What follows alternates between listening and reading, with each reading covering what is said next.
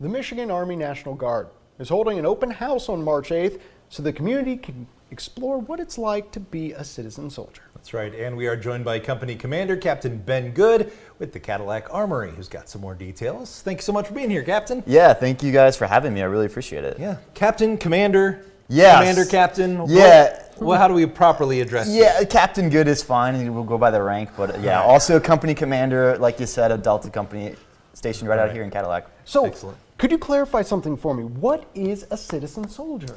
Yeah, so being a guardsman is kind of two parts, right? We're citizens during the week. We have normal jobs, and then we're kind of asked, 1 weekend a month, 2 weeks in the summer, or something close to that, to come in and train to help support our community and abroad. So of course, the Guard, we help out with things that go on in the state, whether it's the Flint water crisis or the Sanford Dam when that went down.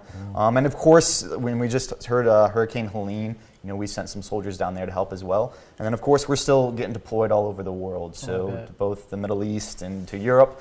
So yeah, we kind of get the both sides of it. So we get to serve the community right here in Michigan, and then of course abroad.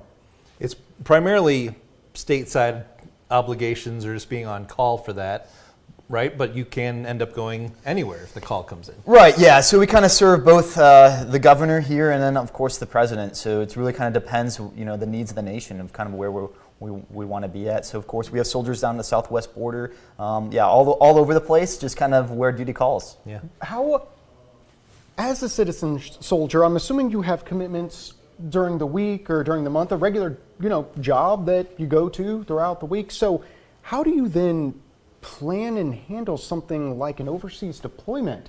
I imagine that's got to be difficult to walk into your boss's office and be like, hey, so for the next 6 months, I'm going to be gone. Right, yeah. How's that handled? Yeah, so, we have a lot of kind of lead ahead. We kind of know when it's going to happen. It doesn't kind of just hop on us. Usually Gotcha. More so like the home side emergencies, like a hurricane that we can't plan for it as much. Yeah. Luckily, employers that our soldiers work with have been incredibly supportive. And so we kind of give them as much lead ahead as we can. And then, we train as we need to on kind of the military side in order that we're prepared to go wherever we need to go. So, yeah. 10-4. The 1 weekend a month, 2 weeks a year, I mean, that's kind of ingrained in my brain. The marketing has done well over the years on that. Yeah. But tell us where you go for that training for 1 week a month, 2 weeks a year. Yeah, it doesn't always work out exactly that way. We like to stack a little bit more in the summer months just because it's easier. But a lot of times, mostly Camp Grayling is kind of the main place for us out of Cadillac here.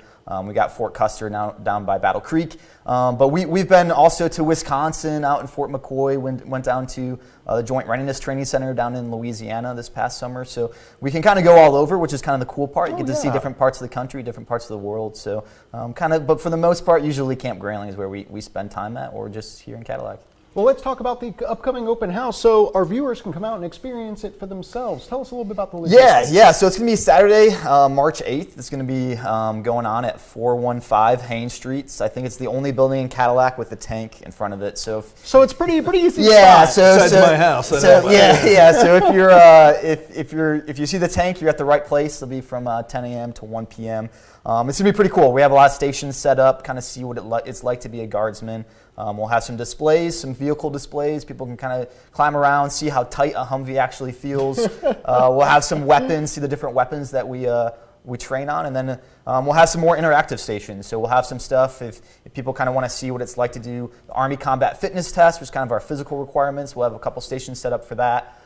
See what we kind of carry around in our ruck. We'll have some radios people can play around in, and then I think our night vision goggles as well, so you can kind of see what it's like to see in the dark. And then the Cadillac Police Department is going to be there as well with a vehicle display. So kind of, this is our chance to open it up to the community to see kind of what we do. I think people probably pass it on the way to the high school, but don't really think too much about the Armory, or they see us driving down Mitchell Street.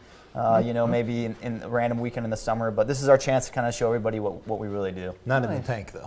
Not in the tank. Nobody in the tank. But if you see the tank, you're at the right spot. No one's allowed in the tank. Yeah. Only got about 30 seconds left. But just real quickly, what are the benefits for a National Guard soldier compared to the U.S. Army benefits? Yeah, I mean, of course, you get to kind of the best of both worlds. You get all the training opportunities. You get a lot of the same educational benefits, credentialing benefits, health insurance, but you also get to stay right here in the community and serve the community that you live in, which I think is the most important thing. So important. Excellent. Yeah. So important. Yeah. Commander Captain Ben Good, thanks so Yeah. much. Thank Good to have you. you with us. Thank you, We guys. appreciate Yeah, it. thank you.